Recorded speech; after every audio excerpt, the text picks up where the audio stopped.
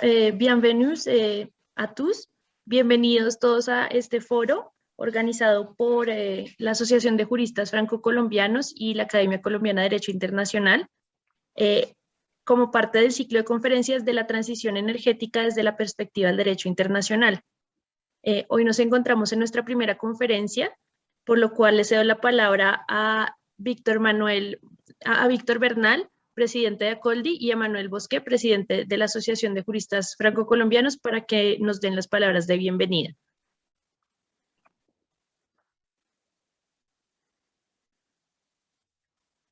Víctor Manuel, a toi. Bueno, muy buenos días para todos. Yo le iba a dejar esos honores a Manuel de dar las iniciales palabras de bienvenida, pero entonces muchísimas gracias a todos ustedes por la asistencia. Este es un esfuerzo loable entre la Asociación de Juristas Franco-Colombianos y la Academia Colombiana de Derecho Internacional, de traer a ustedes temas de interés, temas de actualidad en relación con el derecho internacional y la transición energética que consideramos nosotros desde la perspectiva de la Academia Colombiana de Derecho Internacional de suma importancia, no solamente para la práctica del derecho, sino también para nuestro propio desarrollo como sociedad. Van a ser un ciclo de 3 conferencias y pues la idea es que en esas 3 conferencias podamos evacuar estos temas de significativa importancia para las dos asociaciones. Es mi oportunidad para agradecer especialmente a Manuel Bosque como presidente de la Asociación de Juristas Franco-Colombianos, a Ángela Schembri como miembro de la asociación y también de la Academia Colombiana de Derecho Internacional, y a Daniel Rojas, miembro de la Academia Colombiana de Derecho Internacional, por su entereza y colaboración en el éxito de este proyecto. Adicionalmente, a nuestros conferencistas, un agradecimiento muy especial por acompañarnos el día de hoy, y pues digamos que para también manifestar este escenario en francés, je vous remercie bien cordialement de cette participation à cet événement très spécial pour l'Académie colombienne de droit international, pour l'Académie et pour l'Association de juristes franco-colombiens d'être aujourd'hui ici avec nous. Muchísimas gracias, y le doy la palabra a Manuel para que dé también las palabras de bienvenida en nombre de la asociación. Muchísimas gracias a todos. Je te remercie beaucoup, Victor Manuel. Bonjour à vous tous. C'est le premier événement, vous allez assister au premier événement réalisé en commun par l'Académie colombienne de droit international et l'Association des juristes franco-colombiens. Et c'est très grisant de lancer ce travail collectif, cet effort collectif sur les sujets qui vont donc être développés au cours des 3 colloques que tu as annoncés, celui d'aujourd'hui, celui du 14 décembre et puis un peu plus tard celui du 15 février 2022. Nous sommes tombés d'accord avec nos amis de l'Acoldi pour convenir que la discussion entre les juristes français et les colombiens n'avait de sens que dans une démarche, comme nous nous efforçons toujours de l'avoir, une démarche comparatiste. C'est pour ça qu'il y aura 2 thèmes aujourd'hui qui seront vraiment axés sur la comparaison du droit à l'environnement sain en Colombie et en France. Je remercie les intervenants, Natalia Castro, Laure Nguyen, Luis Fernando Macias, Daniela, qui est membre de l'association. Je félicite Mélissa pour son aide, Angela pour sa contribution, et Daniel Rojas, et toi, bien sûr, Victor Manuel. Avant de vous laisser travailler, j'avais ce matin sous les yeux un article du journal Le Monde qui rendait compte d'un rapport de la Banque centrale européenne, très récent, du 22 septembre, et qui disait que le changement, je cite, « Le changement climatique représente une source majeure de risques systémiques et que les banques de la zone euro pourraient être, dans les années à venir, gravement touchées. » C'est dire qu'il y a une prise de conscience à tous les niveaux. Victor Manuel parlait la société, du citoyen de base, de celui qui veut son bien-être. Daniel en parlera, son droit à un développement durable contrôlé, et puis au niveau international, au niveau des échanges internationaux. Donc, on va essayer de contribuer par les débats que nous allons avoir aujourd'hui à enrichir le dialogue franco-colombien. Et dans ce sens, je remercie de nouveau tout le monde et m'excuse à ceux que j'ai peut-être oubliés. Merci à vous tous pour votre participation. Merci, Manuel. Merci, Víctor. Ya muchas gracias a ambos presidentes por sus palabras de bienvenida y gracias a todos los panelistas que aceptaron la invitación a este foro. A continuación le voy a ceder la palabra a Melissa Ordóñez. Melissa es abogada de Hogan Lovells París y es presidenta de la Comisión de Comercio Internacional de la Asociación de Juristas Franco-Colombianos. Melissa, tienes la palabra. Gracias, Ángela. Bonjour à tous, bienvenidos a todos. C'est un vrai plaisir pour moi d'être avec vous aujourd'hui et je vous remercie également pour votre participation. Alors aujourd'hui, nous allons débuter donc ce cycle de conférences portant sur la transition énergétique. Et pourquoi avons-nous choisi ce sujet? Alors, comme disait Manuel, la transition énergétique est clairement un enjeu crucial du siècle à venir. Et cela concerne le monde entier. Bien évidemment, ça concerne la France, mais aussi l'Amérique du Sud, qui est un continent extrêmement riche en ressources naturelles. Et cela vaut aussi bien pour les énergies fossiles, le pétrole, le gaz, mais aussi pour les énergies renouvelables. Par exemple, au Brésil, plus de la moitié de l'électricité provient de centrales hydroélectriques. Et de nombreux pays du continent sud-américain ont déjà exprimé leur volonté pour lutter contre le changement climatique. Au sommet Action Climat 2019 de l'ONU, par exemple, 9 pays sud-américains, dont la Colombie, ont exprimé leur volonté de garantir une part de 70% pour les énergies renouvelables au sein de leur mix énergétique d'ici à 2030. Et donc, c'est pour explorer cet enjeu de taille que l'Association des juristes franco-colombiens, en coopération avec l'Académie colombienne de droit international, a donc conçu ce cycle de 3 conférences autour du sujet « La transition énergétique au regard du droit international ». Aujourd'hui, nous allons étudier le premier volet et qui portera sur le thème « La transition énergétique dans le contexte du développement durable ». Le 14 décembre prochain se tiendra la deuxième conférence sur le thème de l'évolution des garanties juridiques à la transition énergétique. Et enfin, la troisième conférence du cycle se tiendra le 15 février 2022 et portera sur la question de la transition énergétique dans le contentieux international. Nous espérons que ce cycle de conférences vous plaira et saura vous apporter peut-être un regard nouveau sur le sujet. Et c'est ainsi que je laisse maintenant la parole à Ángela Chambry, qui sera donc la modératrice de notre conférence de ce jour. Ángela, adelante. Muchísimas gracias, Melissa, por la presentación de este ciclo de conferencias. Gracias a todos los participantes. Es importante también señalar que la conferencia cuenta con traducción simultánea. Todos pueden acceder haciendo clic en el botón que se encuentra abajo a la derecha. Pueden escoger el canal de su preferencia, bien sea francés o español. Bueno, ya para mí es un placer introducir a los panelistas. Tenemos como primera panelista a la doctora Natalia Andrea Castro Niño. Ella nos va a presentar el surgimiento del desarrollo sostenible en el marco del derecho internacional. La doctora Natalia es docente e investigadora de la Universidad Externado de Colombia, es miembro de la Academia Colombiana de Derecho Internacional, doctora en Derecho y magíster en Derecho Internacional Público y de las Organizaciones Internacionales de la Universidad París I Panteón Sorbonne y especializada en Derecho Internacional Público de la Universidad París II Panteón Assas. Natalia, muchas gracias por aceptar la invitación de acompañarnos el día de hoy. Tienes la palabra. Muchísimas gracias, Ángela. Avant de commencer, j'aimerais remercier bien spécialement Ángela, bien sûr, mais aussi saluer aussi bien l'initiative de ces partenariats entre l'Association des juristes franco-colombiens et bien sûr l'Académie colombienne de droit international. Saluer également les choix de sujets, un sujet de toute actualité, très important aujourd'hui, et surtout l'importance de porter un regard croisé entre les juristes franco-colombiens, justement, car c'est véritablement les défis de l'avenir.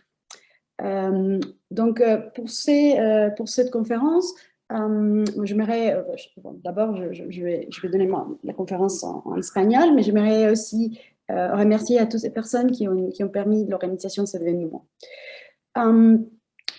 Me han invitado entonces a introducir este espacio de conferencias, estos 3 eventos maravillosos que han organizado, con una intervención sobre el surgimiento del concepto de desarrollo sostenible, que me da la impresión, la idea es un poco dar una base común que permita construir sobre ella las diferentes reflexiones que se van a llevar a cabo en estos 3 encuentros alrededor del tema de la transición energética. Con ese propósito, entonces, voy a referirme de forma muy breve a algunos momentos históricos esenciales en el surgimiento del concepto de desarrollo sostenible, indicar un poco cuáles son los pilares o los fundamentos centrales de ese concepto y desde ya anunciar que el objetivo finalmente de mi intervención es mostrar cómo el fracaso de este concepto y en realidad el fracaso de la acción internacional en la mayoría de los aspectos relacionados con el desarrollo sostenible tiene que ver con fallas que son no solamente de voluntad política, sino también de la forma en la que ha sido concebido el concepto y en la que ha sido desarrollado.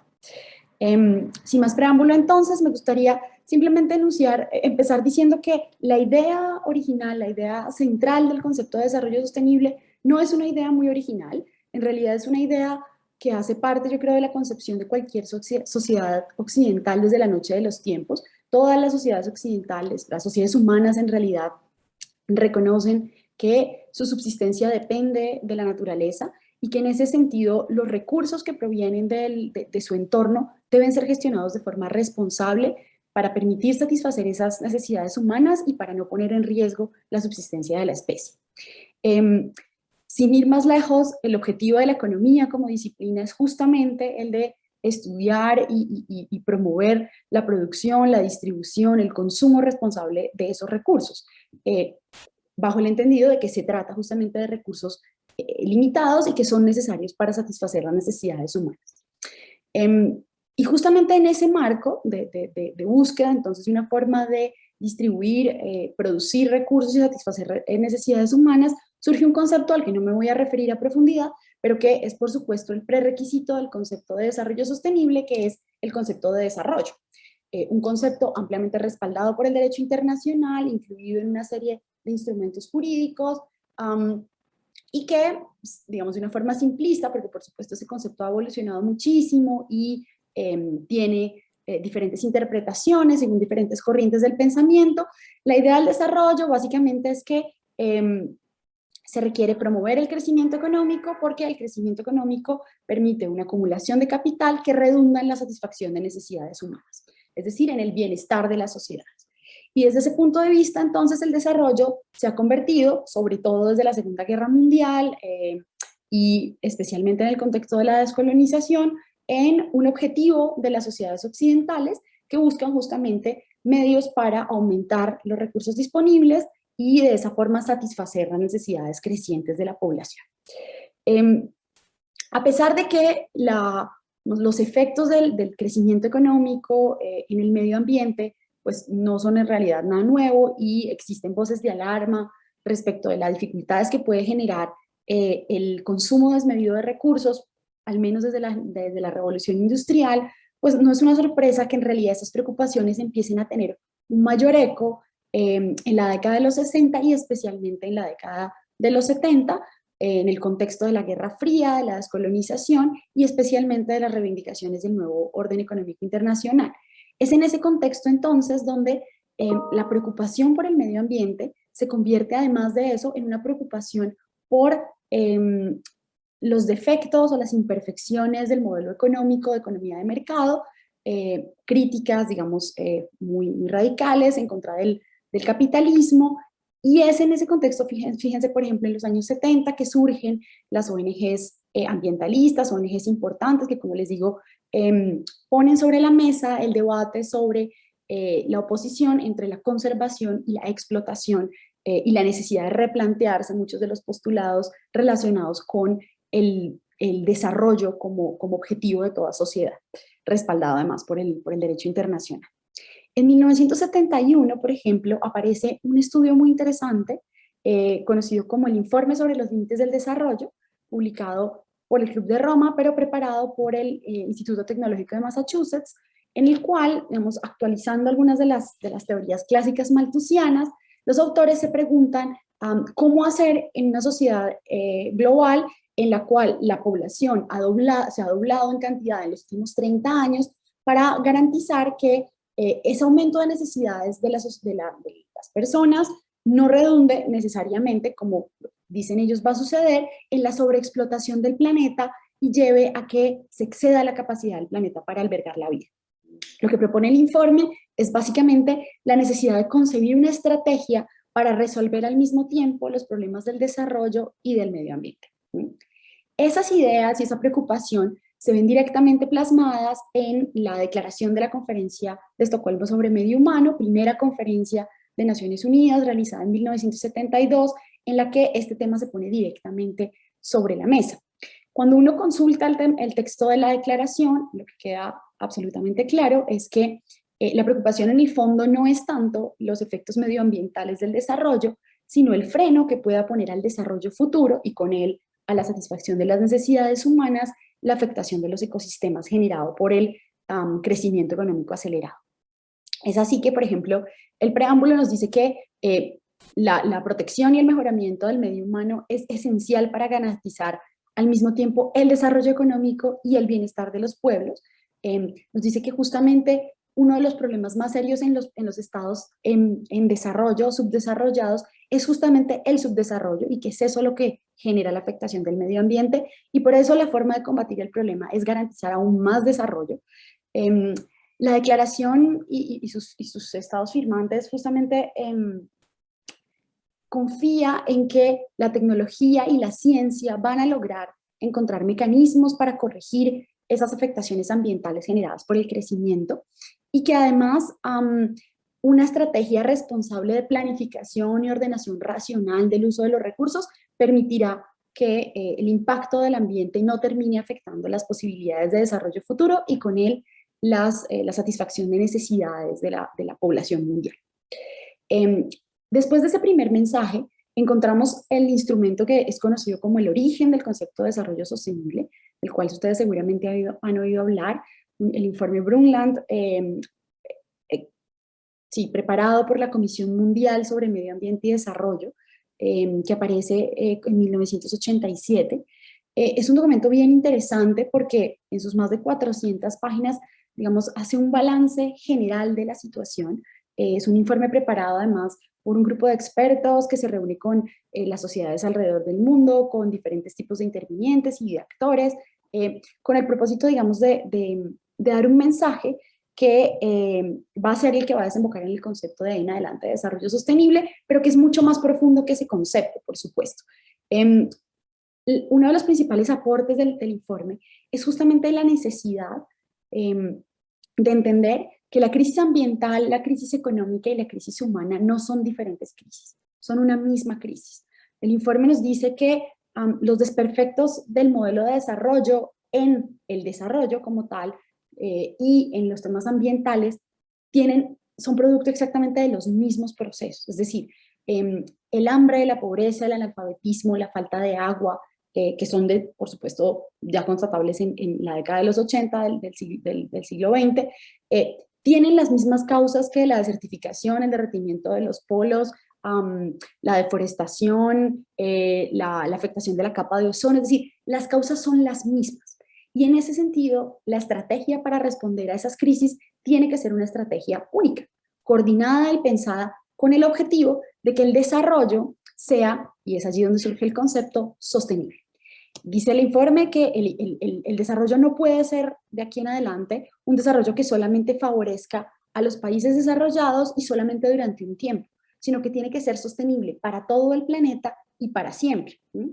Desde el punto de vista, dice, el crecimiento económico es necesario, es deseable, en la medida en que ese crecimiento permita acabar con la pobreza extrema, permita satisfacer las necesidades humanas, recuerden la idea básica de la distribución de recursos, dice que permita justamente, lo dice el informe textualmente, que cada una de las personas pobres del mundo reciba la parte que le corresponde de los beneficios del desarrollo, y desde ese punto de vista que se convierta en un desarrollo duradero. Es allí además donde aparece la imagen, digamos, clásica que representa al desarrollo sostenible, esta idea de que para que el desarrollo sea sostenible es necesario que los recursos que sean consumidos por la generación presente no comprometan la disposición de recursos o los recursos a disposición de las generaciones futuras para satisfacer sus propias necesidades. Hace un llamado a reconocer que la tecnología tiene límites y que por supuesto va a ser un apoyo muy importante, pero que de todas maneras muchas formas de tecnología requieren mayores recursos y generan un consumo demasiado rápido, lo cual, dice el informe, ese consumo demasiado rápido lo que hace es que estemos agotando la cuenta en la que tenemos consignados los recursos que tenemos que transferir a la generación futura.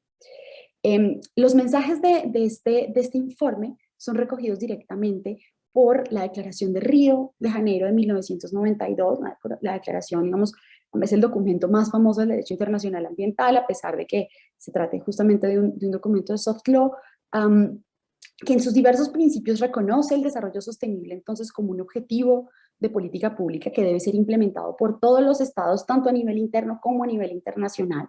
Reconoce entonces la necesidad de que el desarrollo se ejerza en forma equitativa y responda a las necesidades económicas y ambientales de las generaciones presentes y futuras. Como no puede entenderse la cuestión ambiental, la cuestión económica, pues, como cuestiones aisladas, nuevamente la idea del informe Brundtland, cómo debe conducir a erradicar la pobreza, a reducir y eliminar modalidades de producción y consumo que son insostenibles, y cómo la mejor forma de lograrlo, algo que también dice el informe, es a través de la participación y la democracia, porque las decisiones que se deben tomar para hacer que el desarrollo sea sostenible son decisiones políticamente delicadas y que pueden resultar penosas. En ese sentido, dice el informe, como dice la Declaración de Río, la democracia ambiental es el camino para tomar esas decisiones. Ese, digamos, es el marco general de cómo surge el concepto. Precisemos ahora, entonces, cuáles son como los pilares fundamentales del concepto. La idea de desarrollo sostenible es una idea basada en la búsqueda de un equilibrio en dos sentidos. De un lado, un equilibrio entre generaciones, un equilibrio intergeneracional, que permita justamente ese balance en el cual la generación presente gestiona los recursos del planeta de forma tal que no consuma aquellos que sean necesarios para que la generación futura alcance la satisfacción de sus necesidades, que no afecte las aspiraciones de bienestar de la generación futura. Esa es una primera forma de equilibrio. Y una segunda forma de equilibrio entre las que se conocen como las dimensiones del desarrollo sostenible. La dimensión económica, la dimensión ambiental y la dimensión social o humana. Es decir, el crecimiento económico debe ser respetuoso de la naturaleza, debe reconocer sus límites, por supuesto, y eso debe redundar en la satisfacción y de las necesidades, y digamos en forma más técnica, en la garantía de los derechos humanos. Es básicamente esa idea de equilibrio. Y esos tres pilares y la idea de equilibrarlos van a constituirse en la guía de la política internacional en materia ambiental de ahí en adelante. Es, digamos, el principio o el horizonte al cual apuntan los diferentes convenios, tanto en materia, por ejemplo, de biodiversidad como de cambio climático, pero más allá de eso, la estrategia política de las Naciones Unidas, impulsada en todos los estados, parte es justamente la de desarrollar esas tres dimensiones a través de diferentes mecanismos, los más conocidos de todos, por supuesto, los objetivos.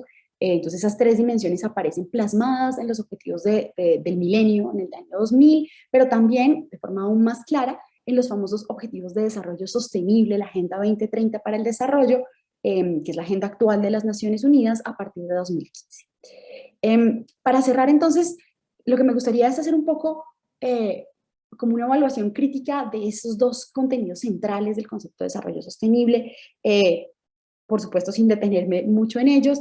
Lo que me gustaría es simplemente decir que Hoy en día, y digamos sin temor a sonar muy fuerte en este punto, el fracaso de la humanidad en relación con la acción internacional en materia de protección ambiental es imposible de no reconocerse.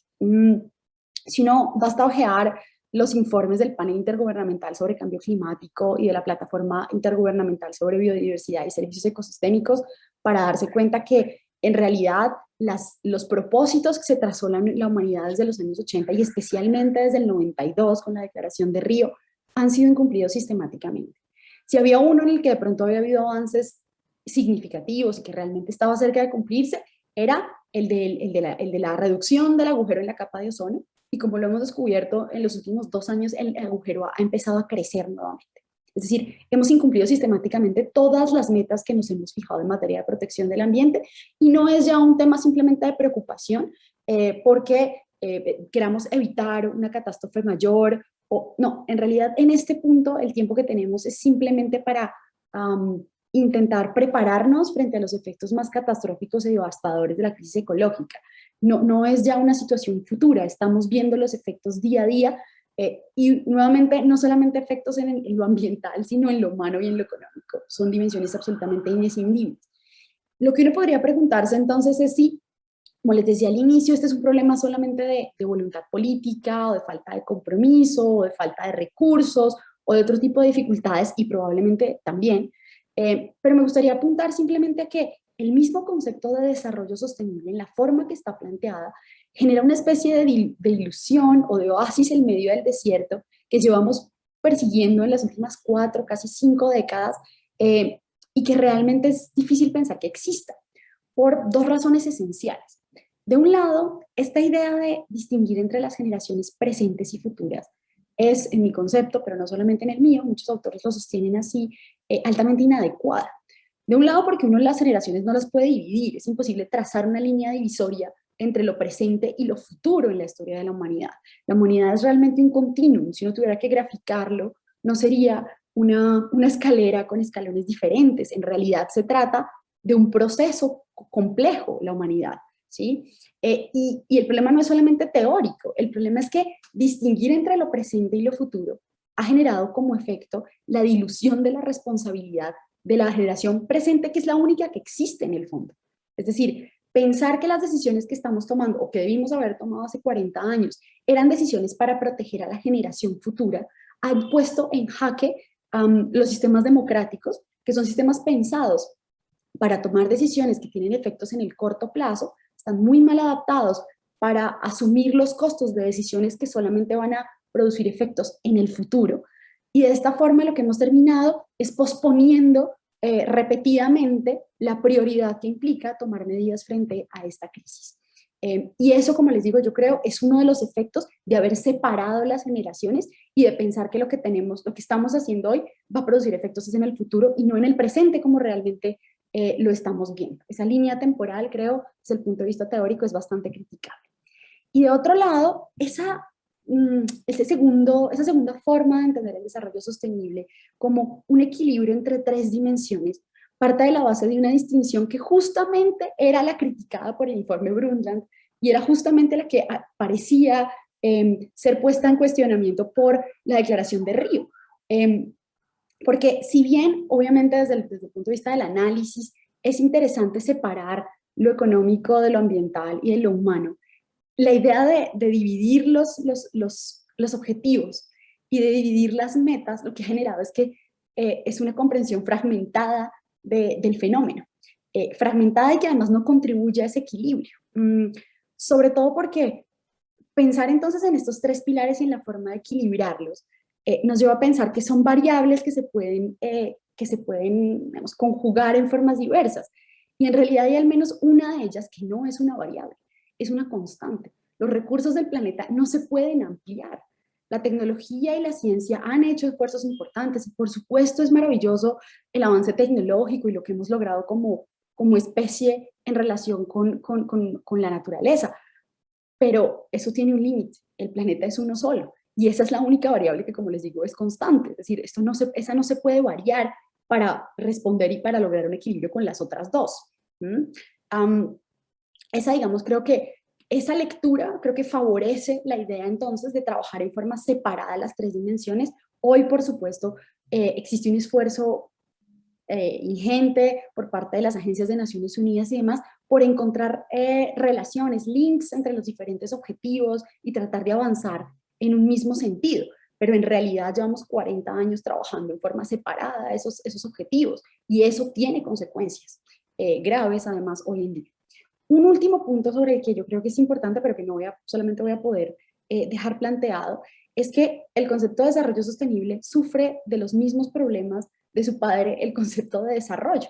Es decir, esta idea de que el crecimiento económico, y no lo estoy diciendo yo, es decir, hay toda una serie de economistas desde hace décadas llamando la atención sobre que esta idea del desarrollo como un objetivo que hay que perseguir porque es lo que permite la satisfacción de las necesidades humanas, bajo la idea, a pesar de que el concepto de desarrollo sostenible, como les digo, ha evolucionado y se ha matizado y ha cambiado, pero sigue siendo una idea dependiente de la idea de crecimiento económico. Y el crecimiento, como les digo, es la única variable que ha seguido aumentando, lo cual hace absolutamente imposible la idea de equilibrio. Si hay una de las variables que sigue aumentando, pues las otras no van a poder alcanzarla nunca. Eso de un lado. Y del otro, la idea de que el objetivo del crecimiento económico es la satisfacción de las necesidades humanas ha sido desmentida por todas las estadísticas de al menos de los últimos 30 años a nivel mundial. Basta con ver el contexto de la pospandemia, la pandemia, y ver justamente cómo el modelo económico se encuentra gravemente inadaptado frente a la respuesta a las necesidades humanas, para entender que, por supuesto que ha habido avances y los recursos económicos lo permiten y el modelo los impulsa, pero en realidad lo que ha permitido que se logren esos avances son más bien correctivos al sistema que una bondad propia del sistema mismo. Y en ese sentido, hoy, sobre todo desde las epistemologías del sur y diferentes corrientes, hay un llamado aún más fuerte del que había en los años 70 por repensar la idea de que el desarrollo atado al crecimiento económico es un objetivo en sí mismo, porque no solamente por las consecuencias en el contexto del desarrollo sostenible, sino en muchas otras dimensiones. Entonces, simplemente esta visión crítica con el objetivo de invitarlos a que las reflexiones que tengamos en estos 3 eventos estén atravesados por una perspectiva crítica también, que entendamos que sí, la transición energética, que es una respuesta necesaria, por supuesto, frente a la emergencia ecológica y en particular frente a la emergencia climática, es abordada con esos mismos sesgos que están presentes en el concepto de desarrollo sostenible, probablemente no vaya a resolver el problema.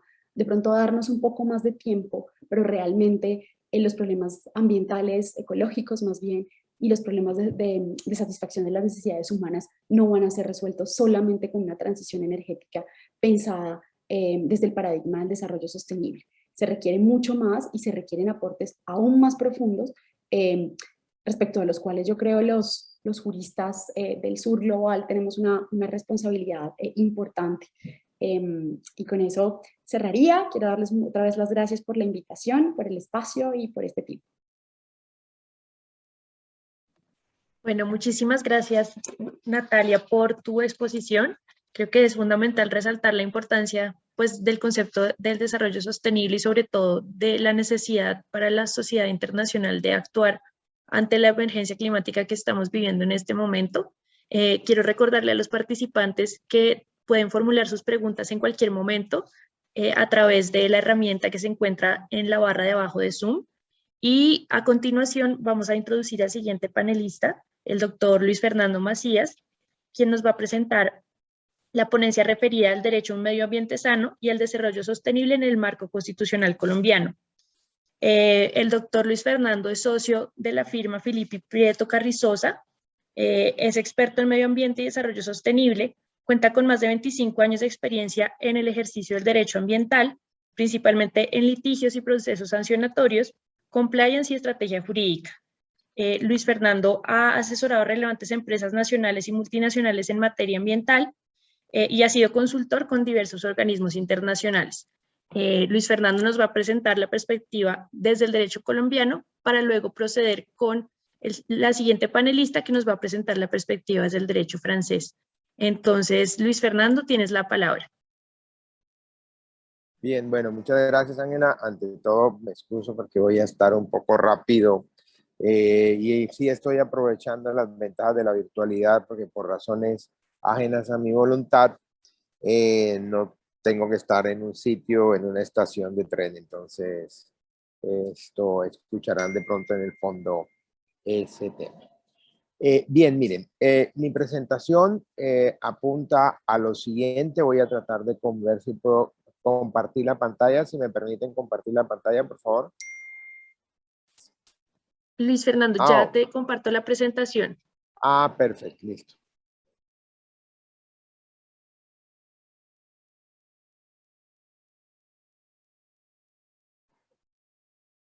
Ok. Ok, listo. Bien, entonces, el tema del derecho al medio ambiente sano, ¿sí? En la perspectiva que yo la voy a tratar de presentar rápidamente, lo señalo en lo siguiente. Vamos a desarrollar tres partes. La primera será una referencia a un poco el marco conceptual en el cual se inscribe el concepto de medio ambiente, el derecho al medio ambiente sano en la Constitución colombiana.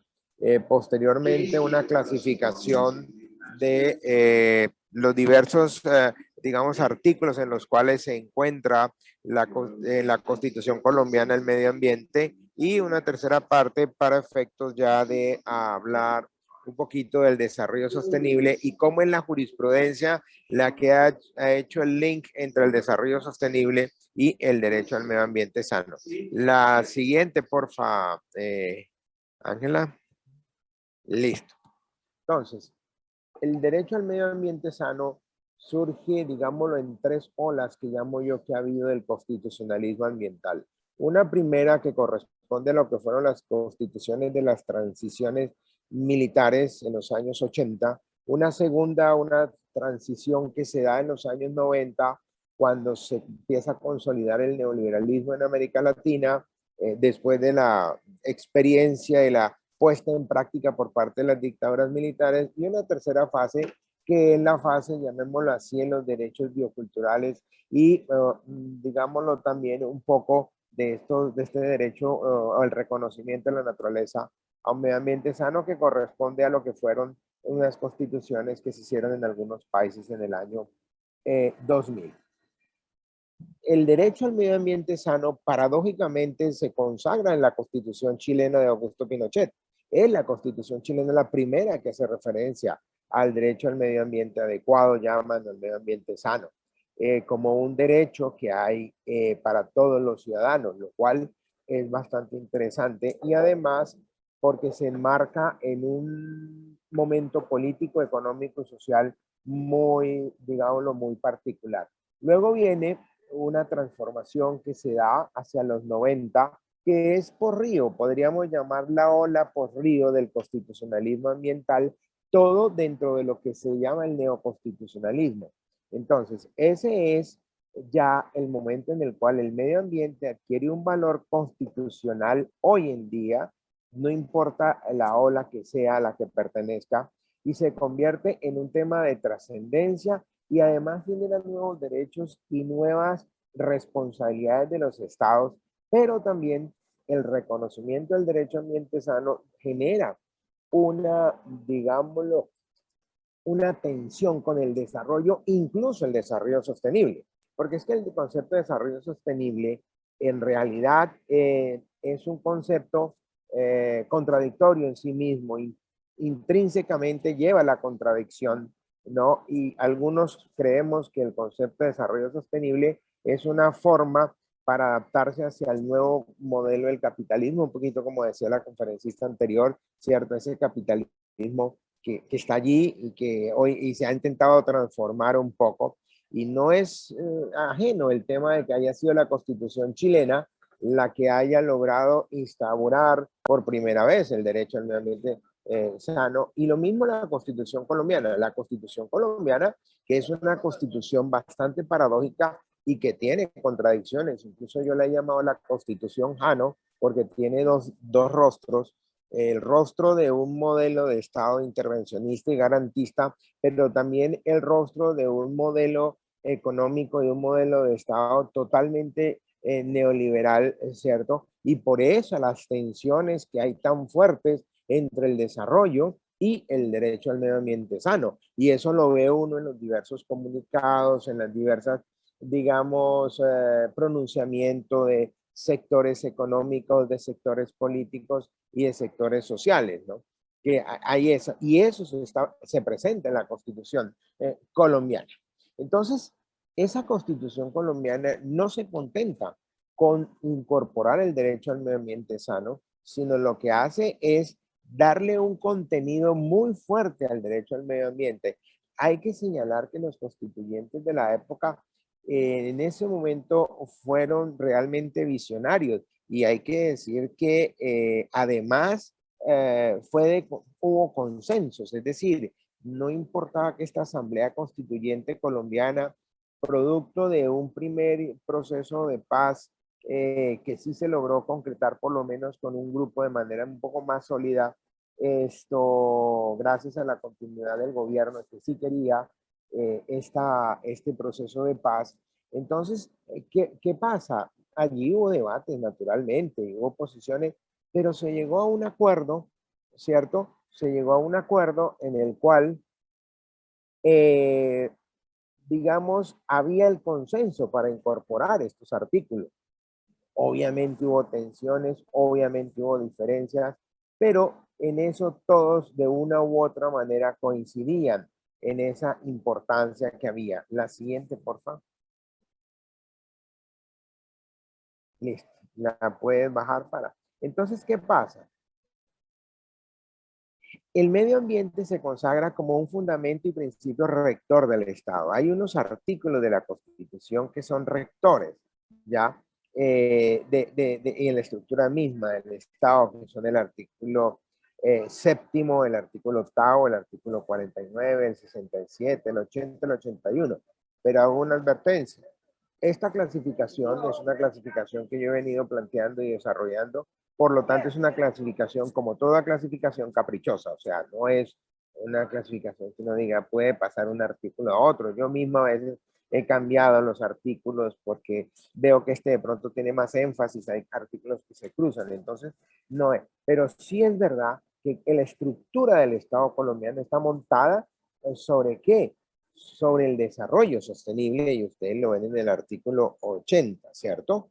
Es una obligación que hay ahí de hacer, digamos, de planificar el manejo de los recursos naturales, de planificar todo el desarrollo del país dentro de un modelo de desarrollo sostenible, ¿cierto? Entonces se convierte en un eje estructurador. Dirá uno, ¿y por qué no está el derecho al medio ambiente sano ahí? Ya lo veremos, porque está en otra parte. Y ya veremos también cómo la Corte ha hecho que coincidan estos dos. Entonces vemos que para mí este artículo, para el tema que nos ocupa, es uno de los fundamentales y que sí hace que el Estado colombiano apunte a eso. Que lo logre o no, bueno, ese es otro tema, pero por lo menos sí es un fin que tiene el Estado colombiano. El siguiente, por favor. Aquí hay otros artículos también que hablan de esta parte. El 215, el hecho de decretar el estado de conmoción por razones de orden ecológico, eso es algo muy importante también, porque es el estado de excepción en materia ambiental, o lo que antes se llamaba el estado de sitio, pero sí es una forma muy interesante que consagra la Constitución colombiana. El siguiente, por favor. El tema del medio ambiente como condicionante de la propiedad, y fíjense que sigue dentro de la línea del desarrollo sostenible, es decir, el desarrollo sostenible supone eso. La función ecológica en la propiedad, dicen, yo a veces tengo una diferencias académicas naturalmente, porque pues esto es un tema que ya la Corte lo ha planteado. Para mí la función ecológica no es la de la propiedad, sino la función social, porque lo que dice el artículo 58 es que la propiedad tiene una función social, punto, a la cual le es inherente una función ecológica. Y es obvio, porque la función social y la función ecológica van de la mano. No puede haber una función ecológica pura de la propiedad, porque la propiedad dentro de un estado como el nuestro está orientada a servir servir a la sociedad, y qué mejor servir que no solamente sea en su uso y explotación adecuado, sino que ese uso y esa función social esté acorde con la función ecológica. Esto es algo que yo he venido planteando. Allí el tema de la inembargabilidad digamos, de convertir ciertos bienes en inalienables como los parques naturales. Y fíjense ustedes que cuando se declara un parque nacional, así hay propiedad privada con anterioridad, que viene con anterioridad de la declaratoria de parque, automáticamente ese bien de propiedad privada, el propietario pierde, digamos, la enajenabilidad del bien. Y eso lo dijo la Corte Constitucional en una demanda de inconstitucionalidad contra un artículo de la Ley Segunda del año 59. Entonces, ahí dice la Corte que se vuelve un bien inalienable y el propietario solo tiene el derecho de uso y usufructo de acuerdo a los usos que tienen los parques. Fíjense ahí cómo es de fuerte ese condicionante. Para algunos, eso prácticamente ni siquiera es una expropiación, sino una confiscación.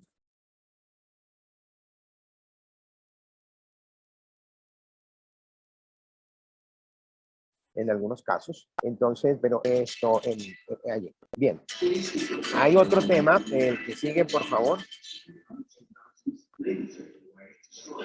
El medio ambiente como un derecho colectivo social. Ahí está el artículo 79, que es el que consagra el derecho al medio ambiente sano. Y ese derecho al ambiente sano, ¿cierto?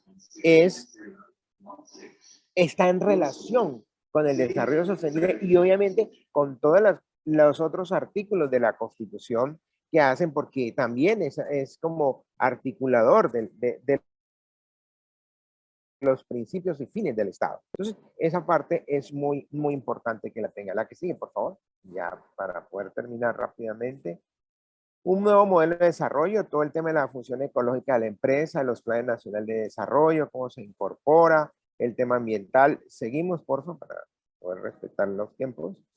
Sí, en la política internacional, fíjense que también es fundamental y se basa en el tema ambiental, en buscar agendas internacionales ambientales, lo cual es muy importante porque ese le da un posicionamiento a nivel internacional al país y sobre todo Colombia hace algunos años fue líder en materia ambiental, liderazgo que desafortunadamente se ha venido perdiendo, ¿cierto? Y que ha habido intentos de recuperarse, pero digámoslo, a veces son muy tímidos en esta parte. Pero ese aspecto es muy importante. El que sigue, por favor. Bueno, en la estructura organizativa también está la Procuraduría. Se encuentra que la Procuraduría es una parte, una Procuraduría para asuntos ambientales, en la Contraloría. De hecho, existe el control fiscal ambiental. Esto está también la Defensoría del Pueblo. Hay un defensor en materia ambiental. Entonces, eso es muy importante también en la función del Estado. El que sigue, por favor.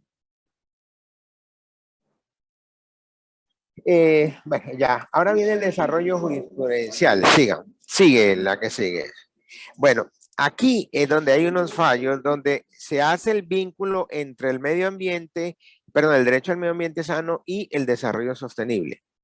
Y fíjense ustedes que el derecho al medio ambiente sano está consagrado en la Constitución como un derecho colectivo, en principio, pero la Corte ha venido generando jurisprudencia que señala que es un derecho fundamental. Y ahora, primero, con el fallo que hubo una como opinión consultiva en el 2017 de la Corte Interamericana de Derechos Humanos que dijo que el derecho al medio ambiente sano era un derecho humano autónomo. Luego hubo un fallo el año pasado entre Argentina y una comunidad indígena donde la Corte Interamericana lo dijo igualmente. Y bueno, y ahorita las Naciones Unidas acaba más o menos de darlo a entender, aunque no use esa palabra del derecho al medio ambiente sano, ¿cierto? Pero vemos cómo el derecho al medio ambiente sano es un derecho fundamental y al mismo tiempo es un derecho colectivo. Y eso es algo muy importante porque la manera de lograr y de materializar eso, dice la Corte, es mediante el desarrollo sostenible. Eso también es importante. Ahí hace la Corte Constitucional el vínculo entre el derecho al medio ambiente sano y el desarrollo sostenible. Entonces ha sido la jurisprudencia colombiana la que ha logrado plantear, creo yo, a nivel de hipótesis, una manera de vincular en la protección del medio ambiente el derecho al medio ambiente sano como un derecho fundamental y colectivo y el desarrollo sostenible. Y eso genera, sigue Ángela, por favor, las siguientes. Hay una cita, sigue, porque ahí, la anterior. Eso genera una tensión que puede ser convergente entre el medio ambiente sano y el desarrollo sostenible. ¿Cuándo es convergente? Cuando a pesar de la tensión que se presenta, necesariamente se encuentran soluciones y se encuentran búsquedas para mantener un equilibrio entre estos dos derechos. Y eso es algo muy difícil para un Estado y muy difícil para una sociedad, pero finalmente se convierte en un objetivo, porque como dice la Corte Constitucional, el derecho al medio ambiente sano y el desarrollo sostenible son simultáneamente un fin y una función del Estado. Entonces, eso es una parte importante de ahí. Y luego sigue la siguiente, por favor. Y o bien en un tema, en una tensión divergente en el cual se aíslan, se separan, no se encuentran y genera el choque y genera el conflicto. Y eso es lo que uno ve también en ocasiones en el país, de cómo, y es parte de lo que yo planteo a veces sobre la Constitución, Jano, cómo hay esos dos rostros allí que entran en contradicción cuando el medio ambiente, derecho al medio ambiente sano, entra en una tensión tan fuerte aún sobre el desarrollo sostenible o con el desarrollo sostenible que hace primar el derecho al medio ambiente sano sobre el desarrollo, incluido el desarrollo sostenible. Y eso obviamente plantea paradojas, plantea tensiones, plantea conflictos y sobre todo plantea retos, porque eso es uno de los retos que va a tener el Estado colombiano a futuro, ahora con el tema de cambio climático que se introduce aquí, con el tema de los litigios, vemos que ya, de hecho en Francia acaba de salir un fallo justamente sobre que obliga al Estado a, digámoslo, a cumplir con sus obligaciones de alcanzar metas de reducción, en fin, ahí se amplía el espectro. Y yo creo que lo que debe hacerse ahora desde la academia, por lo menos, y obviamente eso va a tener implicaciones en la parte práctica, es ir adaptándonos a nuevas realidades. A estas nuevas realidades no solo derivadas de nuevos, llamémoslo, conceptos y nuevos, como diría de pronto se podría decir en francés, enjeux, de estos temas del derecho al medio ambiente sano y el desarrollo sostenible. ¿Por qué razón? Pues porque el mundo se han roto muchos paradigmas, se han roto muchas, digamos, acuerdos incluso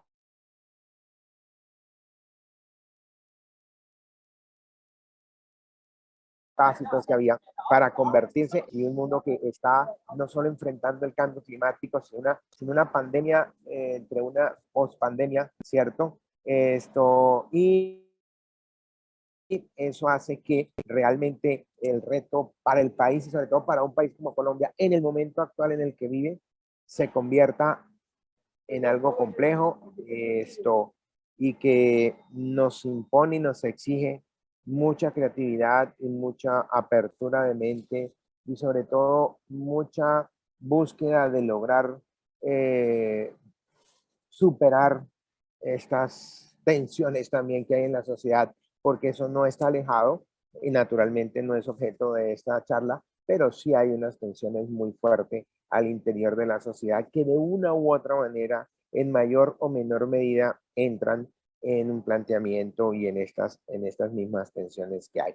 Entonces, para concluir, uno podría afirmar que el derecho al medio ambiente sano es parte, digámoslo, entra en una relación con el desarrollo sostenible porque se complementan, al menos eso en la teoría y en el objetivo de lo que está en la Constitución, aunque en la realidad plantea muchas tensiones y muchas, digamos, dificultades para lograr obtener ese encuentro que creo yo que tiene que haber entre el derecho al medio ambiente sano y el desarrollo sostenible. Dejo ahí los 15 minutos y muchas gracias a todos.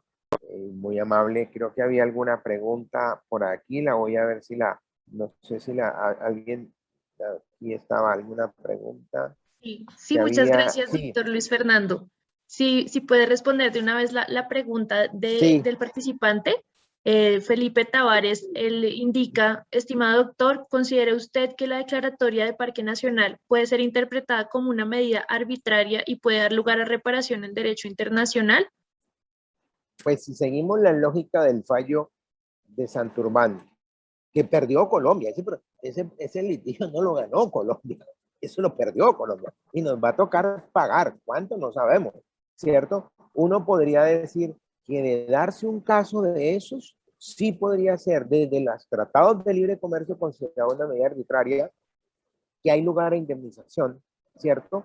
En la medida en que rompería el equilibrio que habría económico, obviamente eso depende del litigio, del proceso, de la estrategia misma que se siga, del caso en particular, porque si bien el Estado colombiano, y lo hizo el fallo del CIADI frente al pleito de Santurbán, es autónomo y soberano en tomar la decisión de establecer criterios y administrar sus recursos naturales y declarar áreas protegidas, también es cierto que el Estado colombiano tiene la obligación de proteger la inversión internacional. Pero sería paradójico porque a las empresas, entonces, a los internacionales, les protegerían los tratados de libre comercio, mientras que los nacionales quedarían sin protección, porque ya se ha venido haciendo procesos donde se han perdido estos pleitos.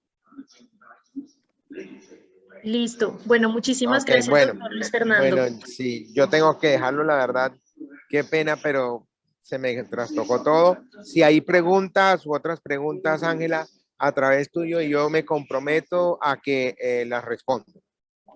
Claro que sí. Muchas gracias, Bueno, querido Luis Fernando. ok, muchas gracias a ustedes, muy amable. Gracias Chao. por la conferencia. Bueno, ya hemos visto chao. la perspectiva desde el derecho colombiano, resaltando precisamente que el derecho a un medio ambiente sano ha sido consagrado en la Constitución colombiana y que es un valor transversal a toda la Constitución, ya que en Colombia podemos hablar de una Constitución ecológica, además de los pronunciamientos jurisprudenciales a los cuales hizo referencia el doctor Luis Fernando, en los cuales se reconoce precisamente ese nexo entre desarrollo sostenible y medio ambiente sano. A continuación, vamos a analizar la perspectiva desde el derecho francés. El día de hoy nos acompaña como ponente la doctora Laure Guyen. Ella nos va a exponer su conferencia sobre les préoccupations du développement durable à l'épreuve de la loi du juge en France. Laure, ella es abogada de la firma Hogan Lovells en París, en el área de real estate y de medio ambiente. Cuenta con más de 14 años de experiencia en derecho público, en particular en asuntos ambientales. Ha asesorado a diversas compañías en temas de energía renovable y se desempeña como docente del Institute of Public Business Law at Paris Bar School. Entonces, Laure, tu as la parole. Merci beaucoup de nous accompagner aujourd'hui.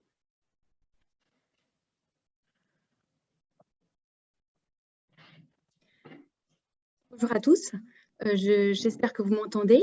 Je suis très honorée de pouvoir intervenir devant vous aujourd'hui pour vous parler effectivement des préoccupations de développement durable en France, alors à l'épreuve en fait de la loi et du juge.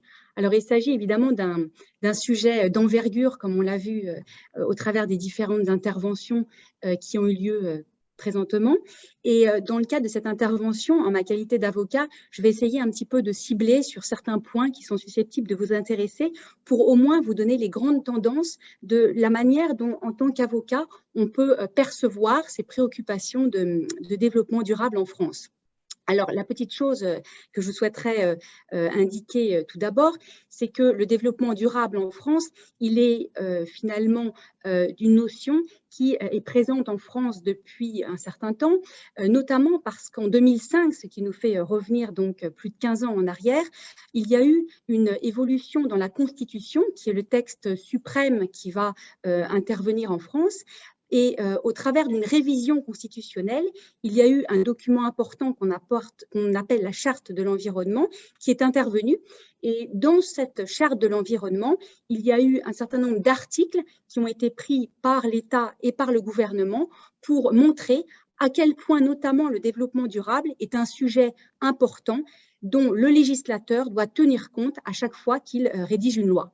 Donc pour vous citer quelques exemples, de ce document, la Charte de l'environnement indique par exemple en son article 1er, je cite, « Chacun a le droit de vivre dans un environnement équilibré et respectueux de la santé ». Il est aussi indiqué par ailleurs que toute personne doit prévenir les atteintes qu'elle est susceptible de porter à l'environnement et en limiter les conséquences. Et enfin, en vous passant tout un tas de développements, il y a un article qui vous dit que les politiques publiques doivent promouvoir un développement durable. Et cette charte de l'environnement ajoute, à cet effet, les politiques publiques doivent concilier la protection et la mise en valeur de l'environnement, le développement économique et le progrès social.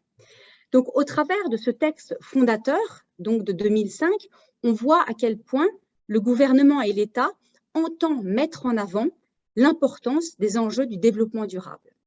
Ces enjeux-là sont mis aussi en exergue au travers des lois.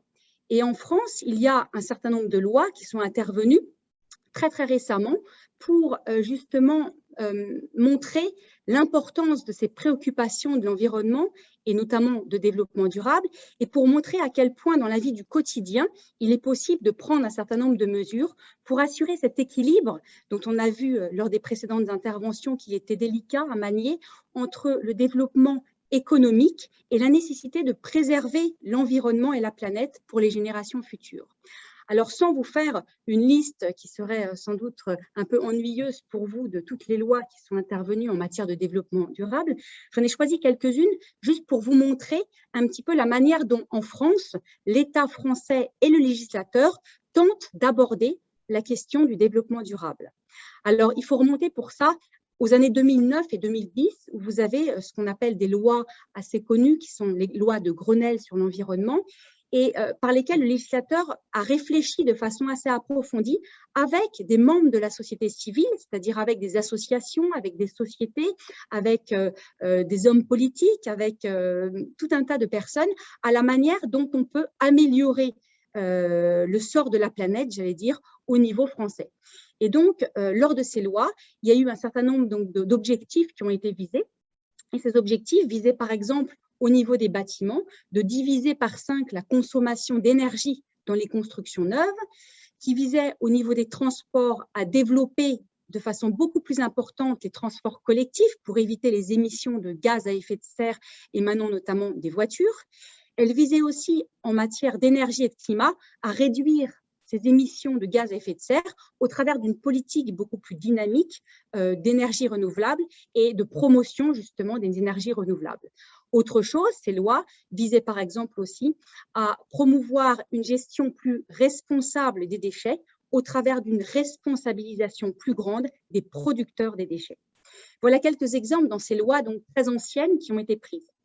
Alors, il faut savoir que ces dispositions-là de ces lois anciennes de 2010 visaient à la fois des mesures qui avaient pour but d'être appliquées par les collectivités publiques et elles visaient aussi des mesures qui visaient à être prises par des personnes privées. Alors, pour vous donner un exemple, tout à l'heure, il vous a été évoqué la question des lois de programmation, de l'encadrement global, en fait, par des lois de l'action même de l'État.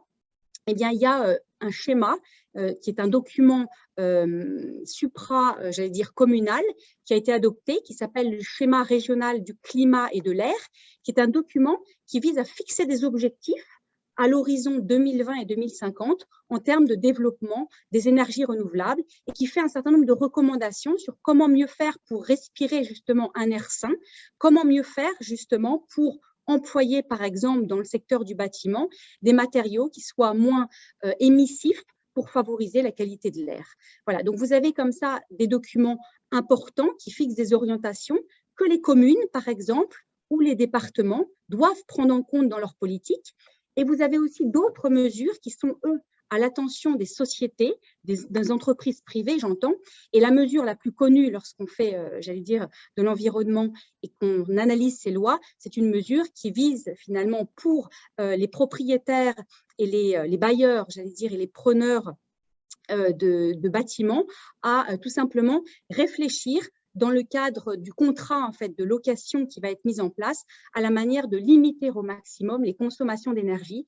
Et vous avez eu du coup, dans ces années-là, l'édiction de ce qu'on appelle une annexe verte, qui est un document qui doit être joint au bail que vous signez et qui doit contenir justement tout un tas de dispositions de réflexion sur des échanges d'informations qui doivent se faire entre les propriétaires et les locataires pour toujours pareil éviter finalement des surconsommations notamment d'énergie, de l'eau finalement, du gaz, de l'électricité, et comment mieux faire pour penser finalement ensemble l'avenir lorsqu'on est une entreprise. Donc vous avez eu à la suite de cette loi 210 décrets qui ont été pris, donc c'est une loi finalement majeure, et à la suite de ça vous avez eu un mouvement qui s'est amplifié à compter des années, j'allais dire 2018 jusqu'à dernièrement l'été 2021, vous avez eu tout un tas de lois qui sont intervenues pour favoriser le développement durable. Et en France, ces lois ont pour l'essentiel eu pour but d'intervenir dans le domaine bâtimentaire. Alors pourquoi dans le domaine bâtimentaire?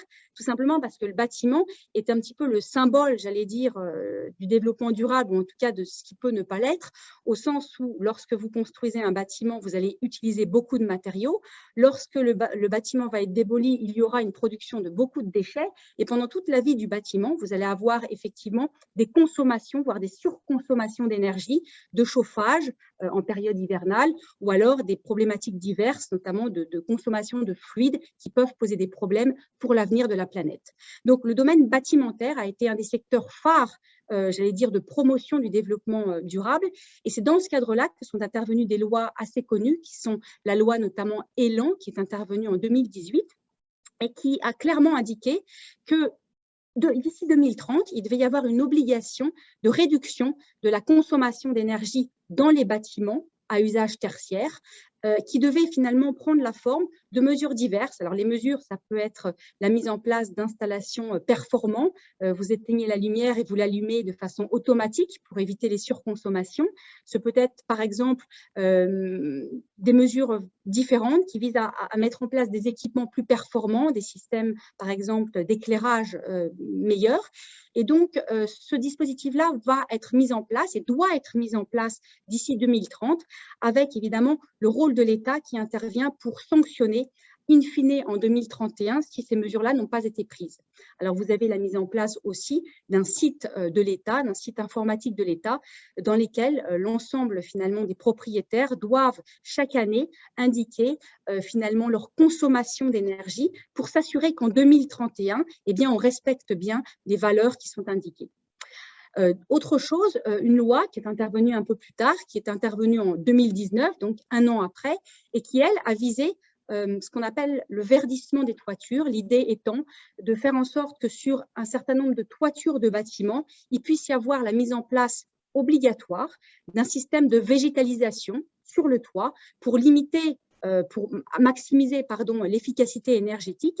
Et ça, c'est aussi un élément qui est intéressant, qui peut paraître un petit peu surprenant, mais qui en tout cas a donné lieu à beaucoup de débats sur notamment la faisabilité même de ces mesures de développement durable qui parfois ont été pensées par le législateur dans un souci très viable, dans un souci, j'allais dire, tout à fait légitime, mais qui parfois peuvent se heurter à des difficultés néanmoins de mise en œuvre, notamment lorsque vous avez une activité industrielle qui ne permet pas nécessairement la mise en place de mesures, j'allais dire, de verdissement des toitures à cause notamment des sorties de cheminées, par exemple, que vous pourriez avoir sur les toits.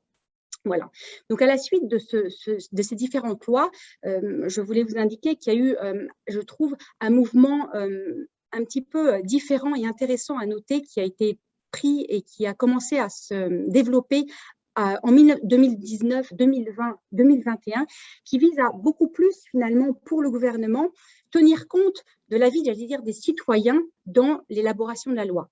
Et ça a pris la forme de deux choses, de ce qu'on appelle la Convention citoyenne pour le climat, puisqu'en octobre 2019, le président de la République française a choisi de convier 150 personnes français et de leur demander, finalement, comment faire, à leur avis, pour réduire les émissions de gaz à effet de serre. Donc, ça a donné lieu finalement à un rapport assez important. Je vous passe les détails. Ça a donné lieu à 146 mesures de propositions qui finalement ont donné lieu à beaucoup de débats et en France à beaucoup d'articles de presse. Et parmi ces mesures, vous aviez des mesures qui visaient à tout simplement créer des obligations d'affichage, par exemple de l'impact carbone d'un certain nombre de produits de consommation, qui visait aussi, par exemple, à interdire l'utilisation de produits plastiques non recyclables. Et vous avez eu comme ça beaucoup de dispositions différentes qui visaient à réduire la vitesse des véhicules, à réduire la circulation des poids lourds pour éviter les émissions de gaz à effet de serre. Et donc, énormément de propositions comme ça qui ont été faites et qui ont aussi consisté notamment à des mesures de réduction de ce qu'on appelle le gaspillage alimentaire au niveau notamment de la restauration scolaire. Donc, vous le voyez, beaucoup finalement de mesures, beaucoup d'idées qui ont été prises. Et dans la foulée justement de cette discussion entre l'État et la société civile, vous avez eu une loi qui a été prise récemment et qui est la loi du 22 août 2021. Et je voulais m'arrêter juste quelques instants sur cette loi, tout simplement parce qu'elle est très récente, elle date d'à peine quelques mois. Et elle contient énormément de mesures intéressantes. Elle contient 305 articles, donc autant vous dire en tant qu'avocat qu'on a beaucoup de lectures à faire. Et qui dit une loi qui contient 305 articles, dit obligatoirement beaucoup de mesures d'application qui vont suivre et qui vont être nécessaires pour améliorer le sort de la planète, en tout cas au niveau français, au travers d'une série finalement de mesures. Alors pour vous donner juste quelques exemples, vous avez des mesures qui, dans un souci de développement durable, ont visé à interdire par exemple des publicités relatives à la commercialisation des énergies fossiles.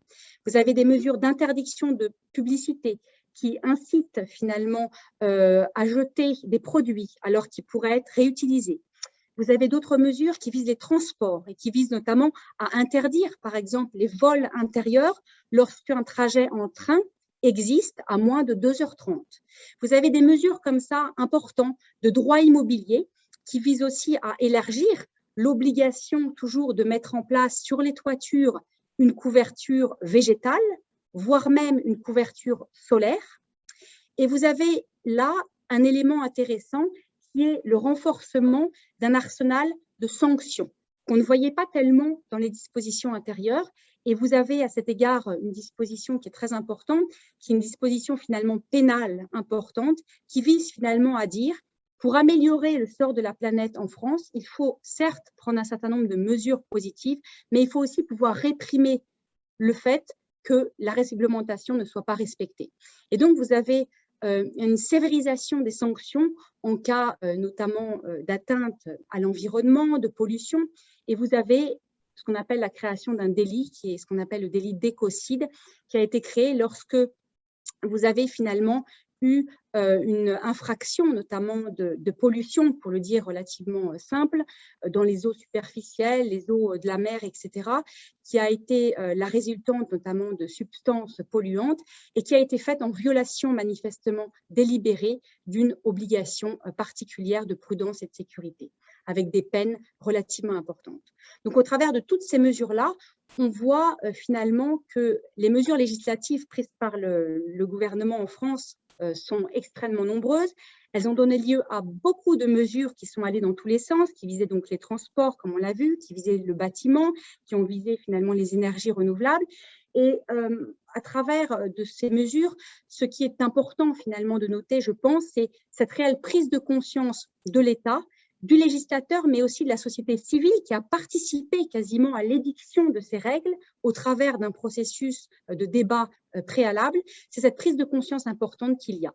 Alors, reste à voir, évidemment, vous allez me dire comment est-ce que ces différentes lois vont être appliquées en France et naturellement, il faudra attendre un petit moment puisque vous avez beaucoup de mesures d'application qui vont devoir être prises à cet effet. Mais en tant qu'avocat, on voit déjà les retombées, j'allais dire, de ces mesures, puisque en intervenant de façon relativement importante, notamment lors de sessions, par exemple, d'actifs, en intervenant aussi lors de la rédaction des baux, on s'aperçoit que quasi la moitié des actes à l'heure actuelle de vente ou des actes finalement de baux sont finalement consacrés à l'environnement, au dispositif d'information et quelque part un petit peu au développement durable. Donc, on voit quelque part que l'État a au moins fait avancer finalement ces développements et ces réflexions au travers finalement de dispositifs importants qui maintenant doivent évidemment être appliqués en pratique.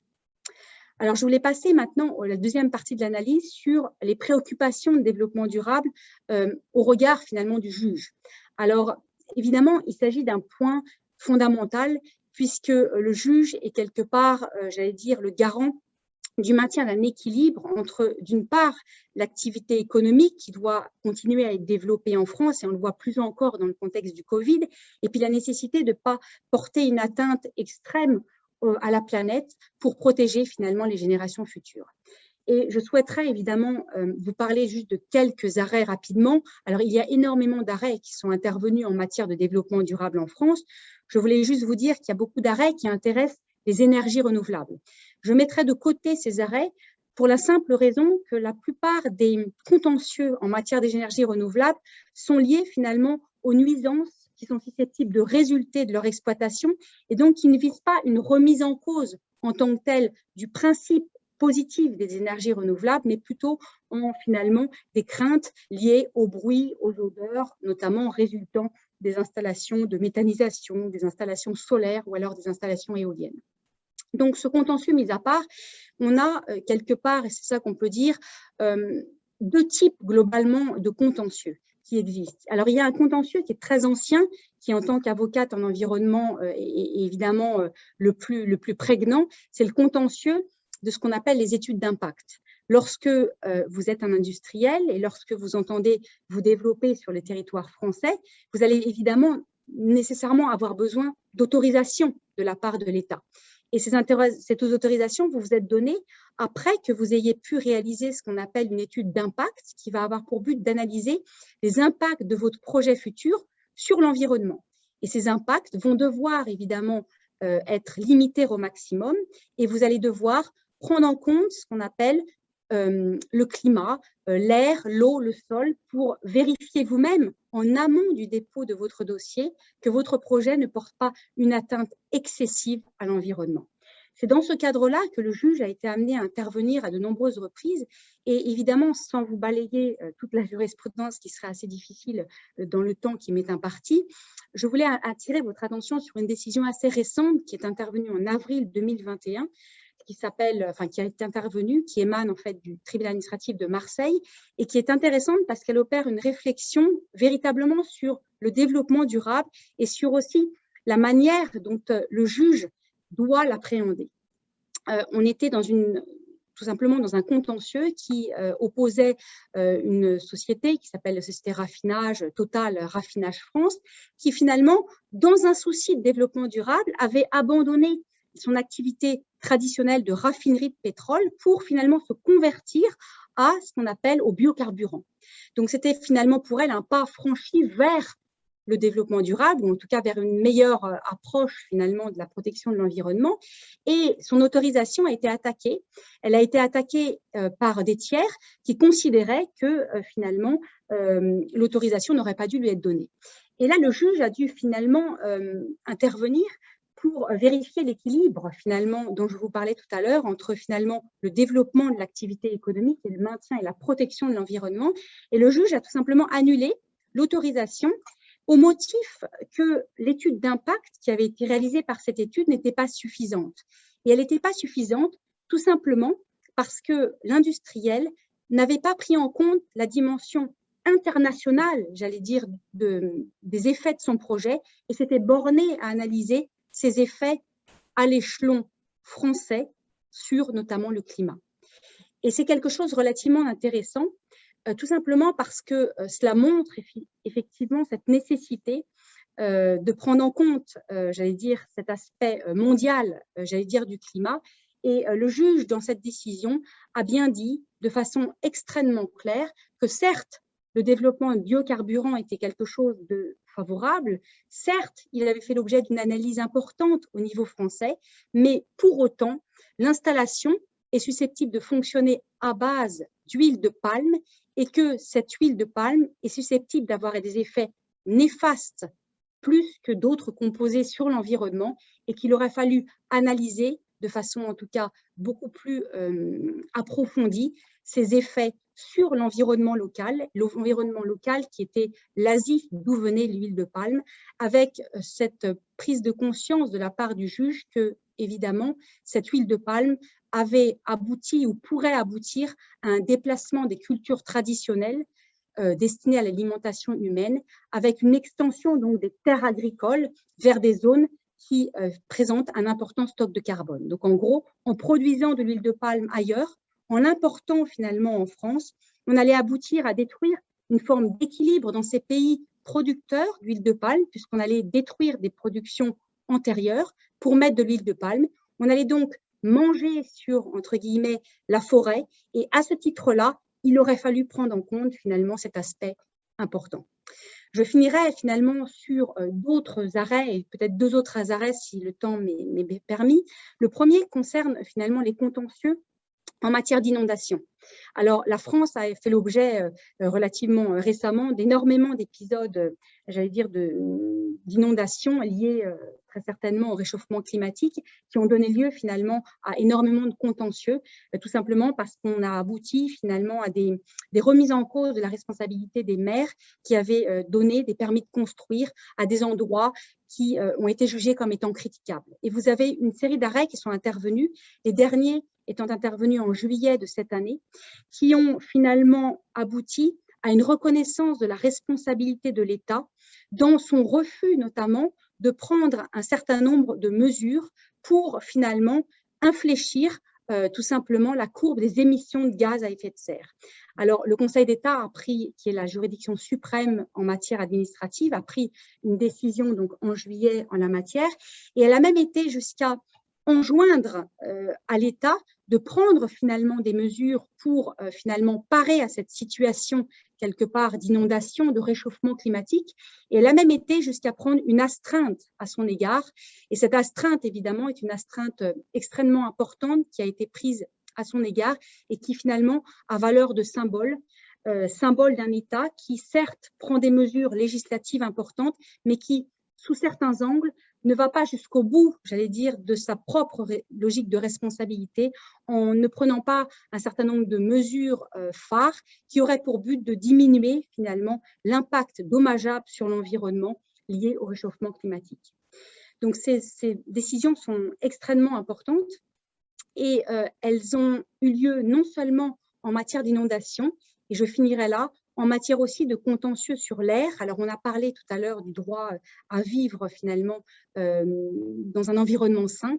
Et c'est vrai qu'on a eu affaire depuis les années 2018 jusqu'à 2020 et 2021 à la fois des personnes privées qui ont entendu remettre en cause la responsabilité de l'État, tout simplement à cause de la pollution de l'air qui est devenue irrespirable dans certaines communes, avec évidemment des phénomènes de maladies qui sont intervenus. Et vous avez eu certes certains plaignants qui n'ont pas obtenu gain de cause en n'obtenant pas une réparation de ce préjudice, mais qui ont néanmoins réussi à obtenir la reconnaissance par le juge de la responsabilité des communes qui n'ont pas pris des mesures suffisantes pour limiter finalement les seuils finalement de particules finalement dans l'air ambiant. Et ça, ce sont des décisions qui sont aussi relativement récentes. Dernière chose, évidemment, c'est que vous avez aussi des associations qui sont intervenues, qui sont en France extrêmement dynamiques sur le front du développement durable et qui ont donné lieu finalement à des décisions de justice très importantes, notamment une décision de 2017 qui émane du Conseil d'État, par laquelle, une fois encore, la juridiction suprême a finalement fait droit à ces associations en pointant du doigt les carences finalement de l'État qui n'ont pas pris des mesures finalement suffisantes en application des directives européennes et de la directive de 2008 sur la qualité de l'air pour finalement limiter encore une fois ces dépassements finalement de seuil en matière d'air. Et encore une fois, le Conseil d'État a eu l'occasion donc de condamner l'État et de lui enjoindre de prendre un certain nombre de mesures pour limiter finalement ce côté un petit peu dramatique du fait de respirer à certains endroits un air qui finalement était considéré comme plus ou moins irrespirable. Donc, le Conseil d'État a pris à cette occasion-là, notamment en 2020, une astreinte qui, pour vous donner une idée, est de 10 millions d'euros par semestre auprès de l'État. Donc, c'est une astreinte extrêmement importante. Si rien n'est fait en matière d'amélioration de l'air sous 6 mois par l'État. Donc, j'en finirai là et je finirai par vous indiquer finalement que le contentieux, pour résumer, en matière de développement durable est donc très, très important.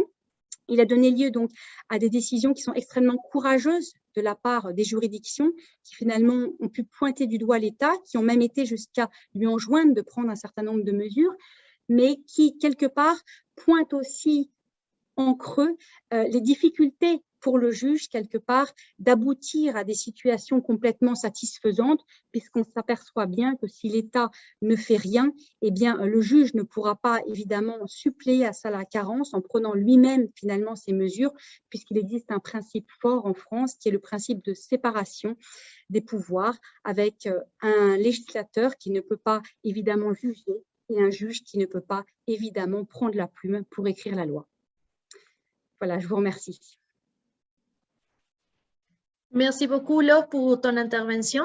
C'était très intéressant. On a pu remarquer la charte de l'environnement en France, les contentieux aussi relatifs au développement durable, et on a vu aussi l'importance de la participation des citoyens dans les régulations de droit de l'environnement.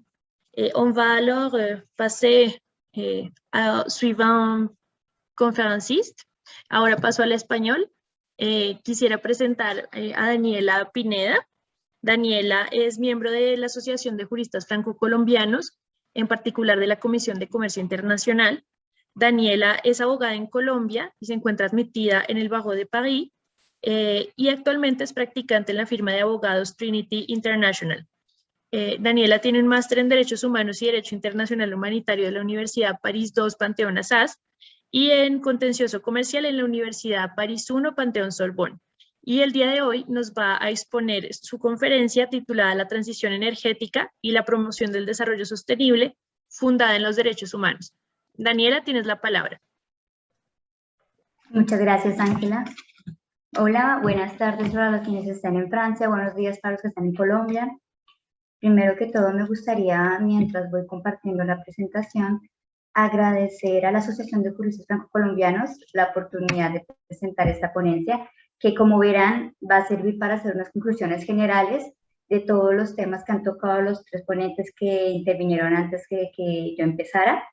Igualmente agradecer a la Academia Internacional, Colombiana de Derecho Internacional por haber unido fuerzas con la asociación para que este proyecto fuera realizable y que todavía tengamos dos paneles que van a hacerse en diciembre y en febrero. Invitar a todos los participantes a que se unan a ellos. Y finalmente, agradecer a Melissa y a la Comisión de Comercio Internacional por todas las ideas, por toda la motivación y por la oportunidad de presentar mi ponencia. Que, Ángela, ¿me puedes confirmar si ven mi pantalla? Sí, sí, la estamos viendo. Gracias. Bueno, antes de empezar, quisiera aclarar que el nombre de mi ponencia en francés es la transición énergétique et le développement durable sous la prisme des droits humains. Esta aclaración es necesaria hacerla para demostrar el término y la evolución que hubo entre la terminología droit de l'homme et droits humains. Esta evolución es deseable para utilizar el término derechos humanos, droits humains, y que genere un factor común para que estos derechos, que son universales, consciente y lingüísticamente también lo sean en el idioma, como human rights en inglés, derechos humanos en español y droits humains en francés. Igualmente, organizaciones internacionales como Naciones Unidas, Amnistía Internacional ya utilizan el término droits humains y es el término privilegiado y recomendado por el Conseil d'égalité entre les femmes et les hommes en France. Finalmente, también es el término usado por la ley llamada Ley de Vigilancia del 27 de febrero de 2017 en Francia, que como veremos más adelante, obliga a ciertas empresas a realizar un plan de vigilancia para establecer los riesgos en relación a los derechos humanos, al medio ambiente y a la salud y seguridad de las personas, establecer los riesgos, generar la cartografía para generar medidas de atenuación y planes para implementar este plan de vigilancia. Primero que todo, empezaré mi conferencia contándoles pues, que inicialmente cuando vemos esta diapositiva, pensaríamos que vamos a hablar de tres conceptos que se relacionan entre sí: derechos humanos, transición energética y desarrollo sostenible. Sin embargo, al final de la intervención, llegaremos a la conclusión que en realidad estamos hablando de tres conceptos que hacen parte del mismo conjunto. Para poder darle un orden lógico a la presentación, empezaré por definir los tres conceptos, empezando por derechos humanos, que es el que todas las personas han escuchado hablar en algún momento, y es precisamente una tarea muy ambiciosa definirlo, porque es casi que un término de derecho natural. Según la ONU, y cito para no poder salirme del contexto, los derechos humanos son derechos inherentes a todos los seres humanos. También por eso la esfera de derechos humanos está representado con todo tipo de figura de seres humanos, inherentes a todos los seres humanos sin distinción alguna de raza, sexo, nacionalidad, origen étnico, lengua, religión o cualquier otra condición. Concluimos entonces que los derechos humanos son un conjunto de prerrogativas sustentadas en la dignidad de las personas, cuya realización efectiva resulta indispensable para el desarrollo integral de las personas. Al inicio, estos derechos humanos eran una obligación en la cabeza de los estados. Encontramos en las legislaciones internas, tanto en Francia como en Colombia, de hacer referencia a las declaraciones de la Revolución Francesa, 1929, de la Revolución Francesa, y en la Constitución Política Colombiana directamente, la referencia a los derechos humanos, en legislaciones nacionales, declaraciones universales, tratados internacionales, como la Declaración de 1948, el 10 de diciembre de las Naciones Unidas sobre los Derechos Humanos. Y continúo tratando de explicar la transición energética, que es, como se puede observar en la imagen, simplemente cambiar de un sistema energético radicado en los combustibles fósiles a uno de bajas emisiones o de emisiones de carbono bajas, basadas en fuentes renovables. Y finalmente, el desarrollo sostenible. Este término fue acuñado por la primera vez por la Comisión de Medio Ambiente de Naciones Unidas, haciendo una crítica al sistema socioeconómico mundial que falla en satisfacer las necesidades humanas de una forma sostenible, que destruye o degrada los recursos. Como vemos en la diapositiva, el desarrollo sostenible es un modelo para cambiar la visión del mundo que predomina por otras más integral y sistemática, que nos aporte mejoras a nuestra vida humana, que sea socialmente, unas mejoras sociales, unas mejoras de medio ambiente, pero sin evitar el desarrollo económico. De hecho, como lo mencionaba Natalia, aunque al final le hace una crítica sobre ello, la clave del desarrollo sostenible es el nexo entre las generaciones actuales y las generaciones futuras. De hecho, en el año 2000, las Naciones Unidas crearon los Objetivos de Desarrollo del Milenio, en el que se establecían 8 objetivos que se dirigían a los países en vía de desarrollo para alcanzar un desarrollo económico. Eran objetivos sociales y económicos principalmente. Sin embargo, en el 2015, nos dimos cuenta que estos objetivos no se lograron, que necesitábamos hacer una cobertura más amplia y se crearon entonces los Objetivos de Desarrollo Sostenibles o los ODS.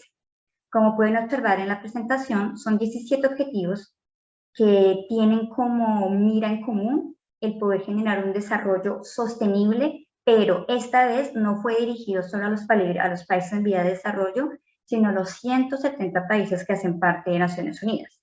Esto se creó una agenda, la Agenda 2030, y tiene 167 metas en común. ¿Qué es lo que más hay que resaltar de este cambio de los ODM a los ODS? Es precisamente que se pone en énfasis el lado humano y social, y también el medio ambiente. En otras palabras, quisiera mostrarles cómo el objetivo número 7 es la energía asequible y no contaminante. Es decir que, en otras palabras, el desarrollo sostenible no es más que una agenda con el objetivo de lograr un desarrollo económico, social y respetuoso del medio ambiente, respetuoso de los derechos humanos, que a su vez es uno de sus objetivos es la transición energética. Lo que quiero decir es que, como anunciaba al inicio de la presentación, no tenemos que ver estos tres conceptos como conceptos que se relacionan entre sí, sino como un conjunto. La transición energética es un objetivo es uno de los objetivos de los 17 objetivos de desarrollo sostenible, y el desarrollo sostenible a su vez es un concepto para poder generar satisfaciendo las necesidades humanas, pero de una forma sostenible, respetando los derechos humanos. Observamos entonces cómo la Agenda 2030, al extenderse a los 170 países, genera que estos 170 países tengan la forma autónoma de cómo van a desarrollar ellos sus objetivos.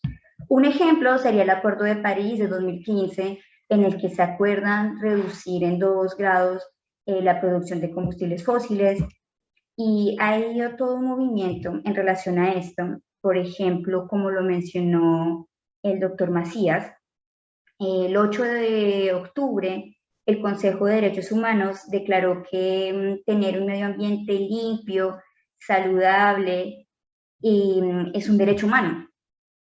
Antes de esta declaración ya habíamos sido testigos igualmente de las mismas decisiones de justicia a las que hizo referencia el doctor, como en la Corte Interamericana de Derechos Humanos, y también ha habido una multiplicación de litigios a nivel mundial.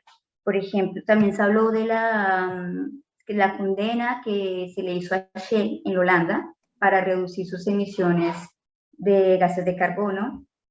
Y ha habido todo un contencioso que se ha venido desarrollando no solo en Colombia, no solo en Francia, sino a nivel transversal, porque precisamente el desarrollo sostenible y la transición energética es un tema de alcance extraterritorial que no se va a limitar solo a las leyes, sino que van a haber hechos en todo el mundo. Uno de los litigios regionales, bien mencionado ya, fue el del 2020, en el que la Corte Interamericana de Derechos Humanos reconocía el derecho sano, el derecho a un medio ambiente sano como un derecho humano. Es importante también hacer mención que hay una solicitud pendiente, una demanda pendiente ante la Corte Europea de Derechos Humanos, en donde se le solicita a Portugal y a 32 otros estados, entre ellos Francia, que también reduzcan los países su emisión de gases de carbono. Y esta demanda esta raquete tiene como tendencia a hacer este reconocimiento del derecho al medio ambiente sano, que en mi opinión, una vez sentadas las decisiones de la CIDH más la decisión del Consejo de Naciones Unidas, la CODH, la Corte Europea de Derechos Humanos, tiene un margen limitado y en mi opinión va a ser un reconocimiento igual que los otros docentes internacionales. Litigios nacionales como los que ya fueron mencionados por el doctor Macías, no voy a profundizar en ellos por cuestiones de tiempo. Y también quería mencionarles, como al inicio de la ponencia les hablé de la ley de vigilancia. Es una ley francesa en la que se le exige a ciertas empresas que tienen 5.000 empleados en Francia, que están registrados en Francia, que tienen también filiales, hacer una elaboración de un plan de vigilancia estableciendo los derechos humanos, los riesgos a los derechos humanos. Estos riesgos no son los riesgos de la empresa. O sea, la diferencia de esta ley a de la ley de Sapin II de anticorrupción es que en la ley Sapin II la cartografía de riesgos es por los riesgos de yo empresa, como los riesgos que tiene la entidad jurídica empresarial. En cambio, la ley de vigilancia es, bueno, yo empresa voy a ejercer ciertas actividades, yo empresa francesa voy a ejercer ciertas actividades, por ejemplo, en Colombia o en Brasil, como podemos ver en el slide. Y tengo que hacer una identificación de riesgos sobre la violación de los derechos humanos de la población en Colombia y en Brasil, del medio ambiente de la población en Colombia y en Brasil, de la salubridad de estas personas. Y en este slide quería resumirles de una forma rápida cómo la ley de vigilancia ha generado ya litigios ante jueces franceses. Tenemos el Dijo Casino, que son por hechos de deforestación en la Amazonía colombiana y brasileña. Tenemos el hecho de Uganda y Tanzania, que es por una producción de petróleo, de producción de petróleo, de slot de petróleo. Tenemos Total también, contra Total tenemos 2 casos, el de Uganda y de Tanzania, y un caso más general sobre cambio climático y reducción de gases de carbono. Está contra Suez por hechos que pasaron en Chile. Tenemos contra EDF por hechos que ocurrieron en México. Entonces, la ley de vigilancia tiene tres divisiones: derechos humanos, medio ambiente y sanidad, salubridad. Sin embargo, ya con la decisión del 8 de octubre del Consejo, con todas las decisiones jurisprudenciales, vemos como el medio ambiente es un derecho humano y el medio ambiente y la transición energética están ligados íntimamente. La transición energética, su deber ser y su razón de ser es la protección del medio ambiente. Por ello quería presentarles esta ley de una manera súper breve, presentarles los litigios que están ocurriendo en este momento.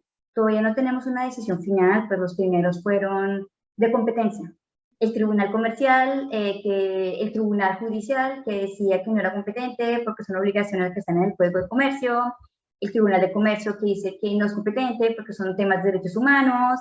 Después la competencia que se la asumió el Tribunal Judicial, ahora el Tribunal de Comercio. Hay un proyecto de ley diciendo que finalmente es el Tribunal de Comercio.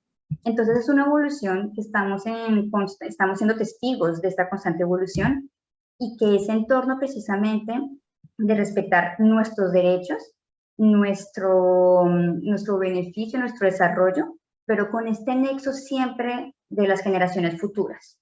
No considero que tengamos que verlo como algo separado, sino que ya estamos viendo efectos en generaciones presentes y tenemos que ser conscientes de lo que vamos a generar las generaciones futuras.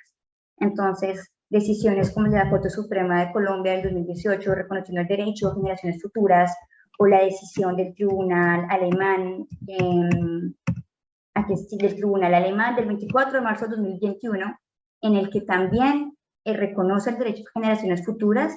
Es todo un arsenal que se está uniendo y nos está mostrando cómo estamos empezando a reaccionar, la importancia del desarrollo sostenible y la importancia del objetivo número 7, que es la transición energética. Gracias. Bueno, muchísimas gracias, Daniela, por la exposición.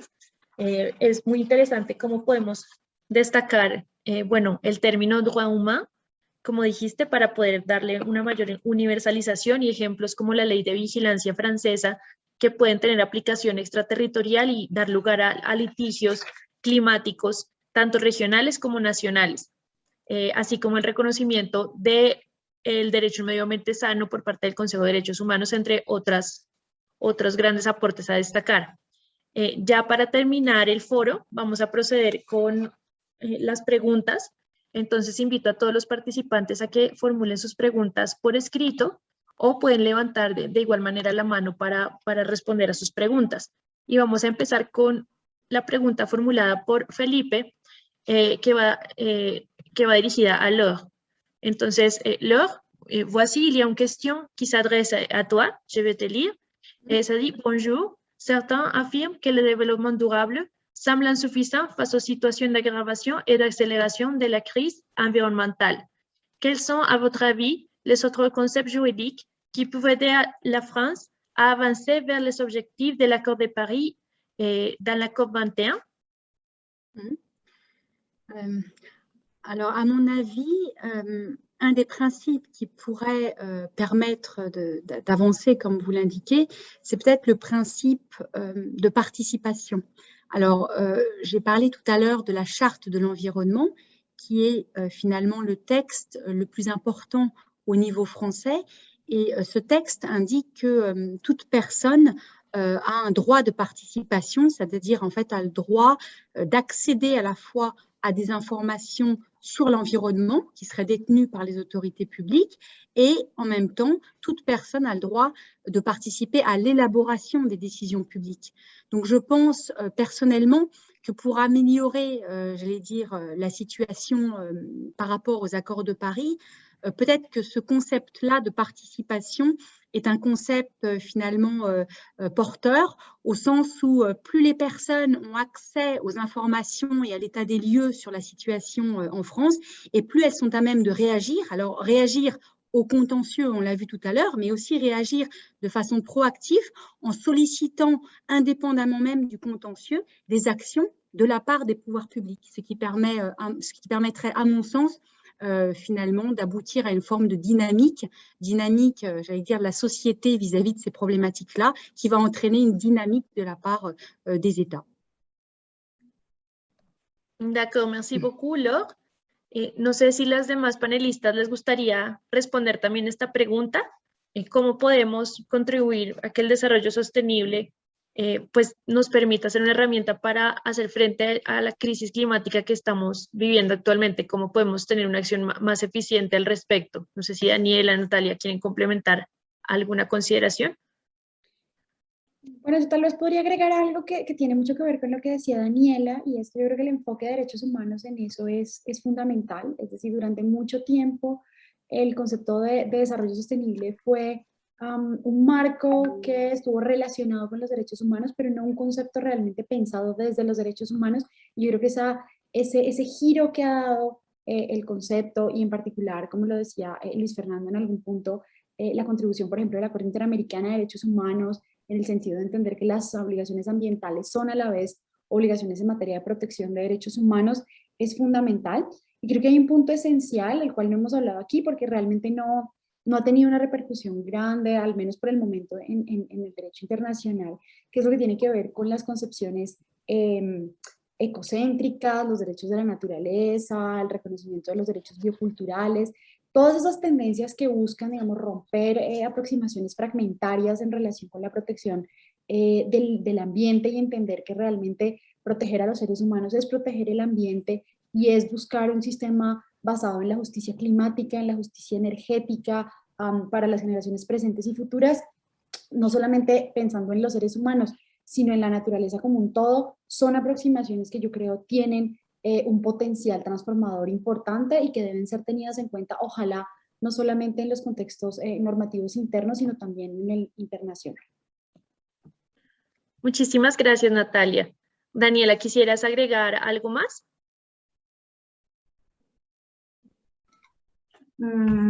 Cuando Natalia estaba hablando, también estaba pensando en todos los reconocimientos que se les ha dado a la naturaleza. Por ejemplo, la sentencia, las decisiones en Colombia reconociendo, y en Nueva Zelanda reconociendo los ríos como sujetos de derecho.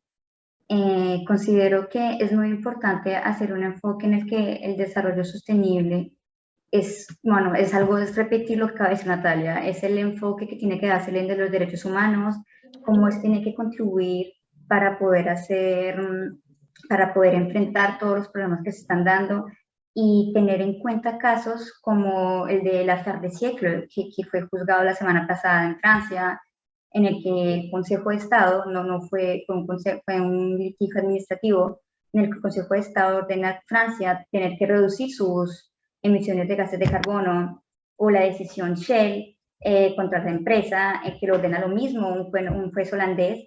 Entonces es entender esta óptica, cómo se puede abordar el mismo objetivo en contenciosos dirigidos al Estado para respetar sus obligaciones internacionales y contra sus ciudadanos, y también se pueden generar litigios contra las empresas para hacerles respetar tanto sus compromisos voluntarios en sus códigos de conducta, como las exigencias que se vienen dando ahora, no solo desde un soft law, sino de un hard law, desde la ley de vigilancia que exige este planeamiento, desde diferentes métodos, y el proyecto de directiva de la Unión Europea, el Parlamento de la Unión Europea publicó hace poco, en abril, un proyecto de directiva para hacer una debida diligencia obligatoria en materia de derechos humanos para todas las empresas. Entonces, tener este énfasis de el Estado es responsable, pero las empresas también lo son, y todos tenemos que ir unidos a alcanzar este objetivo, me parece que es lo que tenemos que tener siempre presente. Bueno, muchísimas gracias, Daniela. Ya para cerrar nuestro foro, voy a proceder muy brevemente a hacer las conclusiones a las cuales hemos llegado el día de hoy. Es evidente que la transición energética se enmarca como un fenómeno global que nos afecta a todos y que es transversal y tiene efectos en los diversos países. Es fundamental la descarbonización para hacer frente al cambio climático, la adopción precisamente de una reconversión energética hacia fuentes de energía renovable que nos permitan precisamente llegar a alcanzar una justicia climática y energética a nivel mundial. Vimos en las diversas exposiciones cómo el desarrollo sostenible, que surgió inicialmente como un concepto de derecho internacional, vimos que en 1987 se pronunció la Comisión de Medio Ambiente y Desarrollo con el informe Brundtland, estableciendo precisamente esas 3 dimensiones de desarrollo sostenible que lo componen, es decir, la dimensión social, la dimensión económica y la dimensión ambiental, que exigen precisamente que estén en un delicado equilibrio que permite y garantice pues, el bienestar del ser humano a largo plazo. Vimos también cómo este desarrollo sostenible se planteó posteriormente en la Agenda 2030 con los Objetivos de Desarrollo Sostenible adoptados en 2015 por la Asamblea General de las Naciones Unidas y que precisamente marcan la hoja de ruta de la comunidad internacional en la actualidad. Luego pudimos apreciar a nivel nacional, desde una perspectiva de derecho comparado entre Francia y Colombia, cómo se protege el derecho al medio ambiente sano y cómo también se ha adoptado ese concepto de desarrollo sostenible en los ordenamientos internos y en las constituciones nacionales. En Colombia vimos que contamos con una constitución ecológica que tiene como fundamento transversal el medio ambiente, que incorpora también el desarrollo sostenible como un deber y un principio rector del Estado y que ha consagrado el derecho al medio ambiente sano como un derecho colectivo y posteriormente reconocido por la jurisprudencia como un derecho fundamental. En este aspecto es también fundamental el aporte de la Corte Interamericana de Derechos Humanos en su opinión consultiva 2017, que reconoció precisamente el derecho a un medio ambiente sano como un derecho humano autónomo. Y en el caso de Francia, pudimos recorrer también la ley francesa, hablar de instrumentos muy importantes como por ejemplo la Charte de l'Environnement, ver cómo también el legislador francés tiene en cuenta el desarrollo sostenible en aspectos puntuales, por ejemplo en los sectores de construcción, de transporte, de energía, y cómo se busca también articular esas 3 dimensiones de desarrollo económico, progreso social y protección del medio ambiente, a través también del contencieux, precisamente de los litigios, en los cuales pues, se ha tratado el tema por parte de los jueces franceses, en particular estudios, por ejemplo, de impacto ambiental o de calidad del aire frente a la polución del aire, y la importancia también de la participación ciudadana y de la sociedad civil para construir precisamente esa legislación frente al desarrollo sostenible, junto con la adopción en Francia del delito de ecocidio, que también pues, se encuentra en discusión en este momento para ser adoptado ante la Corte Penal Internacional. Y por último, vimos también cómo es necesario que haya un enfoque de derechos humanos al abordar estos temas de transición energética, desarrollo sostenible, pues es fundamental precisamente garantizar los derechos humanos tanto de las generaciones presentes como de las generaciones futuras, que van estrictamente ligados también a esa protección del medio ambiente y a la adopción de un nuevo paradigma de desarrollo que nos permita articular ese crecimiento económico con un progreso social que es fundamental. Es muy importante también destacar, ya para finalizar estas conclusiones, cómo ha habido ejemplos de leyes. En este caso analizamos la Ley de Vigilancia francesa de 2017, en los cuales se impone a las empresas la obligación precisamente de adoptar planes de vigilancia para valorar los eventuales riesgos que pueden ocasionar a través de sus actividades a derechos humanos, al medio ambiente y a la salubridad. Y cómo estos instrumentos, es decir, cómo la Ley de Vigilancia francesa puede tener un alcance extraterritorial, generando también litigios por hechos ocurridos en otros países, como el caso de Casino. Y tenemos también, muy recientemente, y a destacar pues, el reconocimiento por parte del Consejo de Derechos Humanos, el 8 de octubre, es decir, la semana pasada, muy reciente, en la cual el Consejo declaró que tener un medio ambiente limpio y saludable es un derecho humano. Entonces, ha sido pues un placer poder abordar estos temas con todos ustedes desde el punto de vista de la transición energética como precisamente un objetivo de desarrollo sostenible y una herramienta además que nos va a permitir alcanzar este desarrollo con un enfoque de derechos humanos y con una participación importante también tanto de los estados como del sector privado, que precisamente son también las empresas quienes van a ser fundamentales para la adopción de esta transición energética. Por lo cual, pues no me queda más que agradecerle a todos los participantes, a los ponentes, a los organizadores, a la Asociación de Juristas Franco-Colombianos y a la Academia Colombiana de Derecho Internacional, pues por hacer posible esta primera conferencia del todo el ciclo de conferencias que hemos organizado, e invitarlos pues a asistir a las siguientes conferencias, en las cuales vamos a abordar el 14 de diciembre el tema de la evolución jurídica de las garantías a la transición energética, donde vamos a concentrarnos en el desarrollo legislativo, la responsabilidad empresarial y también la transición energética desde el punto de vista de los litigios de inversión. Y el tercer evento, la tercera conferencia, que tendremos el 15 de febrero, titulada La transición energética en el contencioso internacional, donde se abordará ya más en concreto litigios climáticos puntuales, análisis de casos de jurisprudencia y también de arbitraje de inversiones en la materia.